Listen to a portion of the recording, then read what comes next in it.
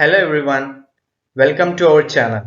Today we're going to discuss about processor registers or basic computer registers and common bus system. Okay, so before going to discuss about basic computer registers, so we'll discuss about processor registers. So first, what a processor is all about. A processor has many registers to hold instructions, addresses, data. So as we said that in the previous class we discussed about instruction format, right? So what is instruction format? So instruction format is 0 to 11 contains address. So 0 to 11 contains address and 12 to 14. So 12 to 14 contains opcode and this 15 contains I. So this I is, as we said, that if it is 0 direct addressing, if it is 1 indirect addressing. Okay, so a processor has many registers to hold instructions, addresses, data. So this is address, this is opcode is nothing but your data or instruction. So what micro operations it performs, so it contains data. So and address, I stands for address here, whether it is direct addressing or indirect addressing. So who is going to hold that? A processor. This processor contains many registers. Okay, so we'll see all the common registers which we have. See, the processor has a register, the program counter, that holds the memory address of the next instruction to get. So what is this program counter? So program counter holds the next instruction. For example, program counter always holds the current instruction. So if PC is at 5th location, okay, 5. Now PC always gets incremented to 1. So PC will always move PC plus 1. Okay. So now what does PC becomes? So now PC becomes 6. So PC always point outs to the holds the memory address of the next instruction to get. Now after that PC will increments to 1. Again PC will become 7. Next PC will become 8. So on. Okay, since the memory in the basic computer only has 4096 locations, the PC needs only 12 bits. Okay, as we know that 4096, just now in the previous class we discussed 4096 in the sense 2 power 12. So only 12 bits are needed. So PC holds only 12 bits. Next, in a direct or indirect addressing, the processor needs to keep track of what locations in memory it is addressing. Okay, so the processor needs to keep track of what locations in memory it is addressing. The address register used for this. So which address to be tracked? Now what is the next address to be tracked? So all this have a tracking information about address. So for that reason I require an address register. Okay, so I'm talking about a group of registers here. So address register. So AR, and you can see the acronym for this. For program counter it is PC. For address register it is AR. Okay, so the AR is a 12-bit register in the basic computer. So when an operand is found using either direct or indirect addressing, it is placed in the data. So we are traveling through addressing. Let us assume if it is direct addressing, if that addressing is pointing out to 300. Okay, so if it is pointing to the 300 memory location, so we'll go to 300. There we can find our operand. Okay, so we can access that operand. So operand is nothing but your data. So which one holds that? Your data register holds that. So DR stands for data register. So the processor then uses this value as data for its operation. So now the basic computer has a single general purpose register. We call it as accumulator. So while discussing in the previous class, I explained about this accumulator. So if we have a single address code, for example, if I have only A, so if I want to add this, so I will add A with accumulator and the result is stored in accumulator. So and the result is stored in accumulator. So what is accumulator? Is a temporary purpose register. Okay. Next, the significance of a general purpose register is that it can be referred to in it instructions. Example, load AC with the contents of a specific memory location. Store the content of AC into specified memory location. So load means getting, store means storing. Okay. So general purpose register can do these two things, either load or we can store. And often a processor will need a scratch register to store intermediate results. For example, if we have any intermediate results, So for storing that intermediate results also we need some register, right? So that register is called TR, which we call it as temporary register. So you should be well versed with these acronyms. TR stands for temporary register, DR stands for data register, AR stands for address register, PC stands for program counter. And the basic computer uses a very simple method of input output operation. So for input output also we require some registers. So INPR stands for input register, OUTR stands for output register. So these two holds 8 plus 8 16. So holds an 8-bit character gotten from an input device. The output register holds an 8-bit character to be sent to an output device.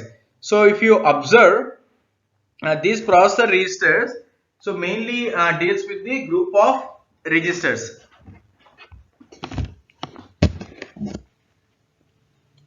So now we'll see the basic computer registers. So registers in the basic computers. So our memory is 4096 into 16. Okay, so total 16 bit. Out of it, so 2 power 12 is nothing but a 4096, right? So 2 power 12. So here PC is a program counter. So PC holds total 12 bits. Okay. So next address register. Address register holds the address of the location. So it is 0 to 11. It holds 12 bits. So next is IR. So IR stands for instruction register. It holds total 16 bits. So 0 to 15, 16. Okay. So next is TR. So TR stands for temporary register. So temporary register 0 to 15. It holds 16. So next is input and output. Input output registers. So INPR holds 8 and OUTR also holds 8. So total 8 plus 8, 16. Okay. So DR stands for data register. So data register holds 0 to 15, total 16 bits. AC is accumulator. Accumulator also holds 0 to 15, total 16 bits. So 12 bits are holded by only two registers. One is program counter, one is address register. Why? Because 2 power 12 it holds up to only 12 bits. So that's what, right? PC is program counter which always holds the address, and AR is always holds address. So what is address in our instruction code? Address always holds 0 to 11, which is nothing but total 12 bits. So PC and AR always holds 12 bits. So remaining all cases it holds 16 bits. So this is CPU. Okay, so these are the registers in basic computer. So our memory is divided into 4096 into 16. Now we'll see the list of basic computer registers. So first one is DR, data register, holds memory operand. Memory operand means it holds data. So next AR. So AR is address register.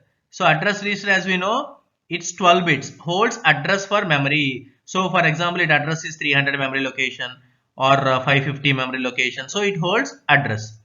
So next is accumulator. So what is accumulator here? Accumulator is 16 bit. It's a processor register only for temporary basis. So it holds 16 bits. So next is IR. So what is IR here? IR is an instruction register, holds instruction code. So we already discussed instruction code. So instruction code is nothing but your 16 bit, right? So 0 to 11 address and 12 to 14 opcode. Okay, and the 15th bit is I. Okay, so instruction register holds total 16 bits. So next is PC. So what is PC here? PC is the program counter, holds address of the instruction. So it always holds the current address of the instruction. So it next PC will get incremented to 1. PC holds to some other address location. The next PC holds some other location, like that. Next, temporary register. So temporary register is 16 bits. It holds temporary data. Okay, for time being, some temporary data will be held in the temporary register. So next is INPR. So INPR is 8 bit and OUTR is also 8 bit. So input register, output register, holds input character, holds output character. So these are the basic computer registers. Now using all these basic computer registers, we'll construct a common bus system. Okay. So common bus system using these registers. The registers in the basic computer connected using a bus. So what is bus, which you already discussed? So what is bus? Group of lines. So group of lines or connections. LINES. So for example, this we have some group of lines. Okay. So here we can connect INPR. Here we can connect OUTR. So here we can connect accumulator, like whatever. So these are some group of lines. This gives a savings in circuitry over complete connections between registers. So this is our common bus system. Okay, so here uh, we discussed many registers, right? Okay, so we discussed about AR, PC, DR, AC, INPR, IR, TR, OUTR, all this. So now we have a bus. Okay, we have a bus. This is common bus. Now all these registers and your memory unit, everything will be connected through this bus. So what is our memory unit? 4096. Okay, so which is nothing but 2 power 12. So 2 power 12, that means 12 address. Okay, so we have S2, S1, S0. So how many we get here? Total we get 8. If you see 1, 2, 3, 4, 5, 6, 7. Okay, so total we get 8. So it's a 16-bit common bus. So if it is S0, S1, S2, so 2 power 3 total we get 8. Okay. So AR, PC, DR, AC, IR, TR, OUTR. Okay. So all these are 8. So now, as you know, memory unit is 4096 into total it holds 16-bit common bus. So 16 bits information is needed. So out of it, if you see here for memory unit we have two operations, write and read. So what is read and what is write? As I said that in previous example, for example, if you have a box, okay, that box contains some 10 apples. Okay, if you want to eat apples, what you will do? You will open the box and fetch the apples. That means we are reading. That means we are taking the apple out. So that is called reading, let us assume. So that box is a memory, let us assume. So we are reading that. Okay. Now I ate some apples. For example, out of 10, I ate 5 apples. And I want to store all the 5 apples inside that same box. Now I am again putting all the 5 apples into the box. As I said, that box is a memory and I am putting the 5 apples into the memory. That means I am writing into memory. So what is a memory unit is all about? Reading and writing. Reading out of memory and writing into memory. So read and write. So here we have address. So as we know that address is 12 bit. Okay, so address is 12 bit. Here if you see for AR, PC, and here I have inputs LD. So what is LD? LD stands for load. What is INR? INR stands for increment. So INR stands for increment. So what is CLR? CLR stands for clear. Okay. So for address register, I have a clock here. I have a clock pulse. Okay. So register have a clock pulse here, and I have a load input INR CLR. So this is for 1. So what is 1 here? 0, 0, 1. So I have S2, S1, S0, right? So S2, S1, S0. Here this is S2. So this is S1. This is S0. So now I have 1. So address register is connected to the 1. Okay. So here my address register will point out to the address. So remaining all registers address is not pointed out, but only for address register address is pointed to the memory unit. So why? Because that in that address we need to find our operand. So here let us assume we have direct addressing and indirect addressing. So what is direct addressing here? Directly going to that memory location, address location, we will find our operand, and operand is nothing but your data, and we will pick that data. And remember, once picking that data, we should store that data into data register. So which we already have that. Okay, right. So if you see here we have two arrow marks like this and like this. So what does it mean?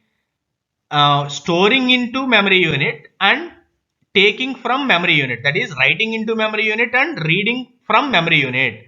Writing into memory unit, reading out of memory unit, that means extracting and storing. Okay, so you can see the double arrow marks here. So now AR is over. So here we have load input. When load input is enabled, so it picks from the memory unit and loads the address, and from where the address is located, and we are checking for the operand. Okay, so increment. So if increment is needed, it will increment. So clear means all your addresses will be cleared. So next comes our PC. So PC, as I said, that it's a program counter. So what is program counter? It always holds the current instruction.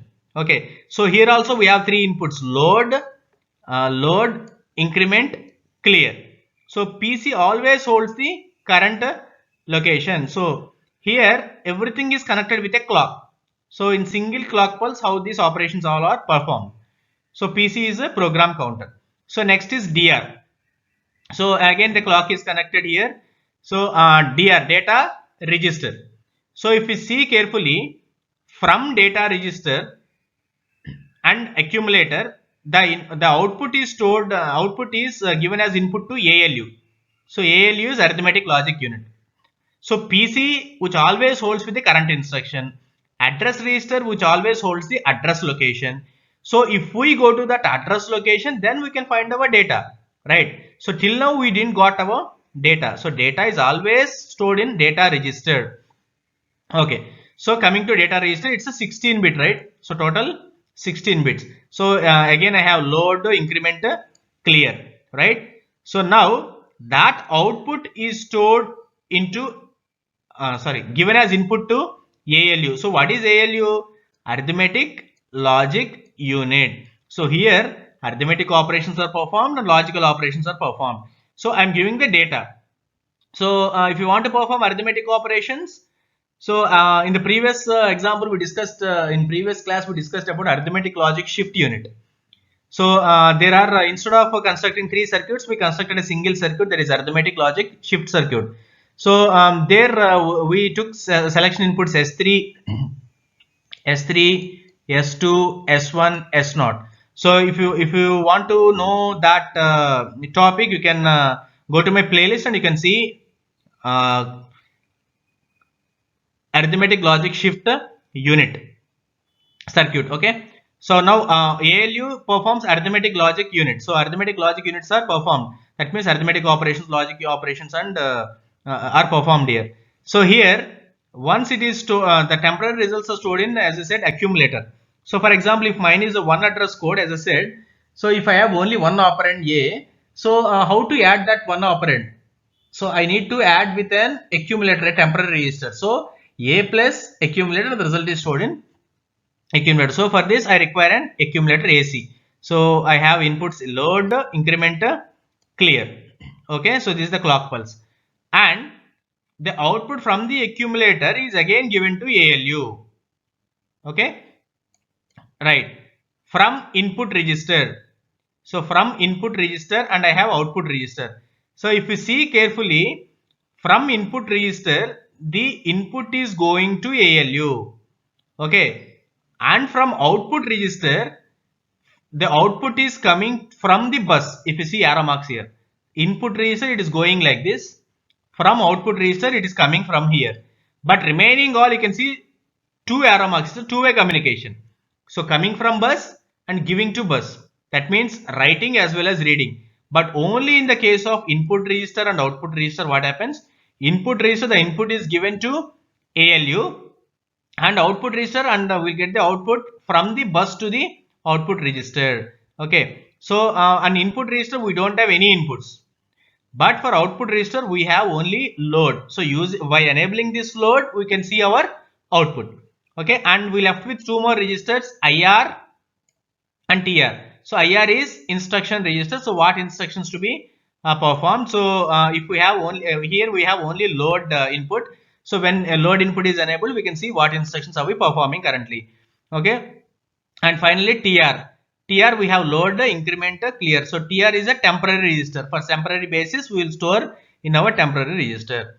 So I hope you understood this common bus system. So there is a common bus for all the registers, and remember we have a two-way communication. That means retrieving from bus and passing on to the bus, but only for input register and output register only.